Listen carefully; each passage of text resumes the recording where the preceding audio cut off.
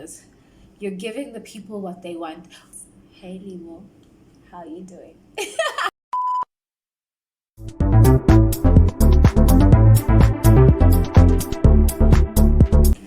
Hi, loves. I'm Phoebe Alexis, and welcome to my YouTube channel. This YouTube channel is usually centered around all things natural hair, but I'm diverting a little to give you a Love Island South Africa Season 1 review. Firstly, let me start off by thanking Mnet for finally giving us subtitles. Yay! Thank you, thank you, thank you. Finally, I can watch the show without feeling like I'm being left out every time someone speaks Afrikaans. Although now that Libo's in the villa and he tends to speak a little bit of Xhosa, I don't know how that's going to work and if they're prepared to have subtitles for Xhosa should anyone else who wants to speak Xhosa speak Xhosa on the show.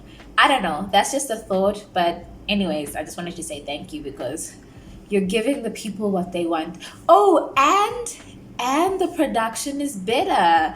The sound isn't as crappy and the video I think seems okay, it may not be 100% on par, but I've realized that the cutting of scenes and cutting in between someone's sentence has gone to a minimum. So that's a good thing. It's not 100% there yet, but it's getting better. Well done, Emmett. Well done. Okay, so in today's episode, two new boys arrived, Libo and Chris. Hey, Libo. How you doing? I actually feel so sorry for Chris because it seems like everyone is attracted to Libo and not giving Chris any mind. So shame. I feel like Mnet did him dirty by making those who come onto the show at the same time. It seems like everyone wants a piece of Libo. I'm not mad at Sarah. Go Sarah. Hashtag Rachel Kolisi. Get your man's, girl. Get your man's. Like all the girls. I was actually shocked that all the girls were flocking towards Libo. Although everyone is Team Timna. Well, I'm Team Timna, so that means everyone on this page is Team Timna. Just kidding. Although everyone is Team Timna, it doesn't seem that Libo is attracted or as attracted to Timna as he is to the other girls. It seems to me that Libo is most attracted to Aaron, but I could be wrong. But I was hoping for him and Timna to create a couple, but maybe that will happen next week. Hopefully that happens next week. But yeah, it doesn't seem like that's gonna happen though. But I'm not mad for it. I'm actually here for the interracial relationships.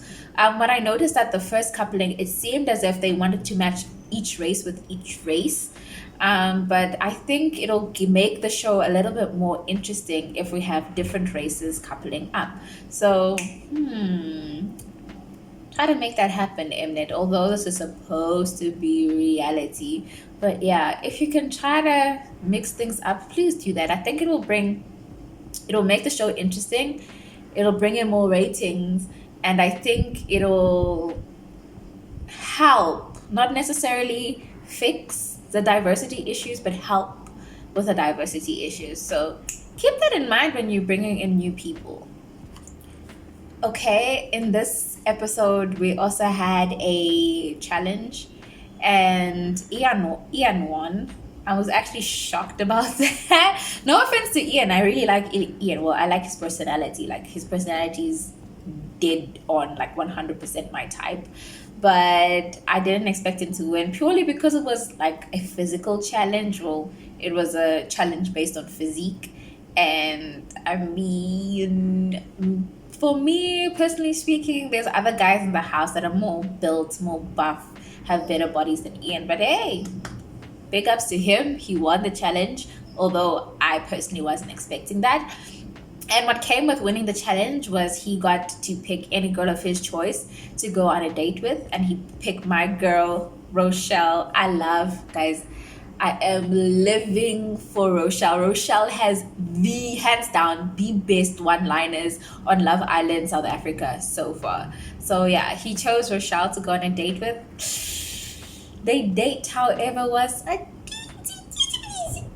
insy wincy bit awkward. Okay, not an insy wincy, but it was a lot awkward. But yeah, I feel like Ian really likes her, but Rochelle is I think she's the type of person like me who finds it difficult to open up to people. So I don't necessarily think she doesn't like Ian. She's just being cautious, if I can put it that way. So yeah. So it seems like the other new guy, Chris, is into Millie, and so is Xavier. So like, hey, Millie seems to be hot in these streets. But I'm actually here for it. I'm here for Xavier um, changing his focus from Aaron to Millie because like I'm starting to not like Aaron, to be honest. Like from the previous episode to now, like baby girl has just left a sour taste in my mouth. So I'm here for Xavier looking elsewhere and not just having his eyes and priority focused on Aaron. I must say that Xavier is really like he's a real one for sticking to bro code and speaking to all the guys before he approaches any girl. I know he did this with Assad in the previous episode, and he also did it with Jay.